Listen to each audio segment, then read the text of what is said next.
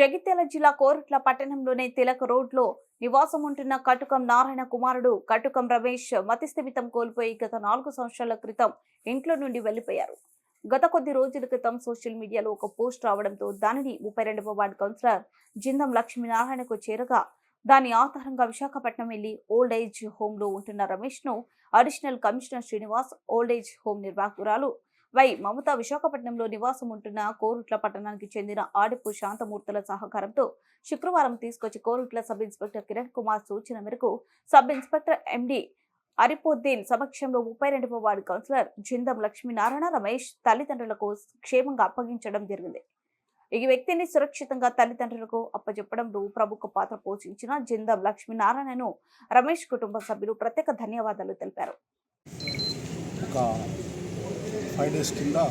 Social మీడియాలో message వచ్చింది. Message వచ్చినాక వెంటనే నాకు నమస్తే తెలంగాణ శ్రీనివాస్ జర్నలిస్ట్ గారు పంపిన వెంటనే నేను ప్రతి మా పద్మశాలి గ్రూప్లో ఫార్వర్డ్ చేసిన వెంటనే నాకు ఆడపు నరేష్ అలాగే కమటం ఉదయ్ ఇద్దరు నాకు ఫోన్ చేసి అన్న వీళ్ళు మన ఊరి అతనే మనవాడే మన పద్మశాలిస్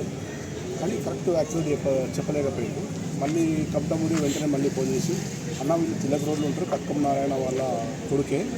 ఇంతకుముందు వీళ్ళ తమ్ముడు కూడా నాసిక్లో యాక్సిడెంట్లో చనిపోయింది, ఇప్పుడు వీళ్ళు ఇల్లు తెలుసుకున్నాను, వెంటనే వెళ్ళి ఫోన్ చేస్తా అని చెప్పి ఇంటికి వెళ్ళేసరికి తాళం ఉంది. వాళ్ళు వెమ్లాడలో ఉంటుంది అన్నాకనే మళ్ళీ వెమ్లాడ వాళ్ళ కాంటాక్ట్ నెంబర్ నాకు సెండ్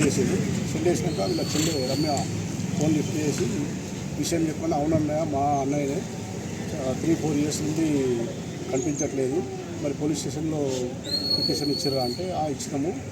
దానికి ఏం రిప్లై రాలంటే ఇతనైతే మా అన్నయ్య ఎక్కడ ఉన్నో తెలియదు అంటే మళ్ళీ నేను దాన్ని ఫాలో అయిన తర్వాత అక్కడ మమతా మేడం అని విశాఖపట్నం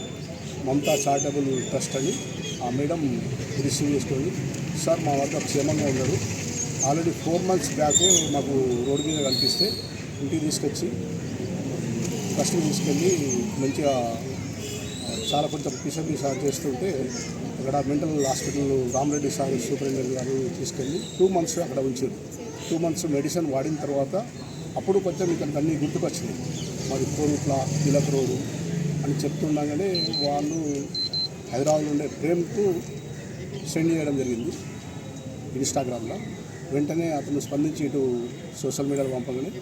ఇట్లా పంపినమని ఆమె చెప్పిన వెంటనే వెళ్ళి ఆ తర్వాత అక్కడ శ్రీనివాస్ సార్ అడిషనల్ కమిషనర్ గారు వారు కూడా ఫోన్ చేసినాక అప్పుడు నేను ఇలా తల్లిదండ్రులు పిలిపించి అడిగితే వెంటనే మీరు వెళ్ళి తీసుకొని రండి అని చెప్పినాక వీళ్ళకు ఆ స్తోమత లేదు సార్, ఎట్లా ఎవరు కూడా రావట్లేదు అంటే సరే నేనే వెళ్తా అని చెప్పి ఆమెతో ఫోన్ మాట్లాడి వెళ్ళడం జరిగింది.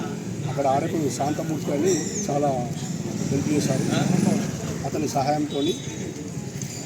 అక్కడికి వెళ్ళడం జరిగింది. వెళ్ళిన వెంటనే రమేష్ ఆనందోత్సాహంతో మీద పడి వెళ్ళడం జరిగింది. చాలా సంతోషంగా నా ఊరు మనిషి వచ్చిండు, నేను ఇక కొరుట్లా వెళ్తున్నా అనే సంతోషంతో వెంటనే అక్కడ ఉండి వీడియో కాల్ వాళ్ళ అమ్మని నాన్నతో చెల్లెతో మాట్లాడడం జరిగింది. వెంటనే మళ్ళీ అక్కడికి అడిషనల్ కమిషనర్ గారు పోలీస్ శాఖ వారు వచ్చి నా ఒప్పందంతో లెటర్ రాసి ఇచ్చిన తర్వాత నాకు అప్పచెప్పడం జరిగింది. నేను మొన్న నైట్ వెళ్ళి నిన్న అక్కడ వాళ్ళు మాకు